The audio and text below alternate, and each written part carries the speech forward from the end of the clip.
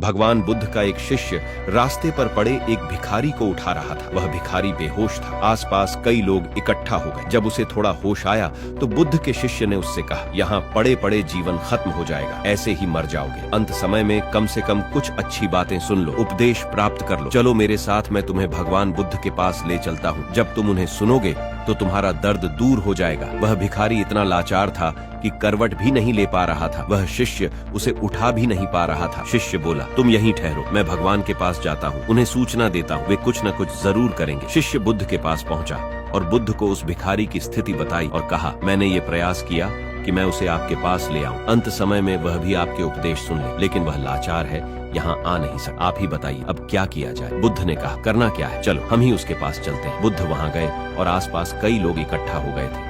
सभी ने सोचा कि बुद्ध उपदेश देंगे तो हम भी सुन लेंगे। बुद्ध ने कहा, ठहरो, सबसे पहले कुछ भोजन की व्यवस्था करो और इसे खाने के लिए दो। भोजन की व्यवस्था की गई और जैसे ही खाना उस भिखारी के पेट में गया, वह गहरी नींद में सो गया। सभी ने कहा कि ये तो सो गया। बुद्ध ने कहा, हमारा काम हो गया, चलो अब हम यहाँ से चलते हैं। उस शिष्य ने और आसपास खड़े लोगों ने बुद्ध से कहा, कैसा मूर्ख है, ये खाना खाकर सो गया, आप यहाँ थे, इसने उपदेश भी नहीं लिया। बुद्ध ने कहा, ठीक है, कोई बात नहीं, ये कई दिनों से भूखा प्यासा था, ये भूख से ही मर रहा था। इसके लिए सबसे बड़ा उपदेश यही है कि सबसे पहले पेट भरा जाए। अगर कोई व्यक्ति भूखा है तो वह धर्म का मर्म नहीं समझेगा। तुम लोग यही भूल कर रहे हो। सबसे पहले व्यक्ति की जो आवश्यकताएं हैं उन्हें पूरा करना चाहिए, उसके बाद ज्ञान की बातें करनी चाहिए। हम धर्म के नाम पर कितने ही कर्म करें, लेकिन सबसे पहले यह देखें कि हमारे आसपास कोई भूखा न रहे। किसी का पेट भरने के बाद ही हम उसका हृदय ज्ञान और प्रेम से भर सकते हैं।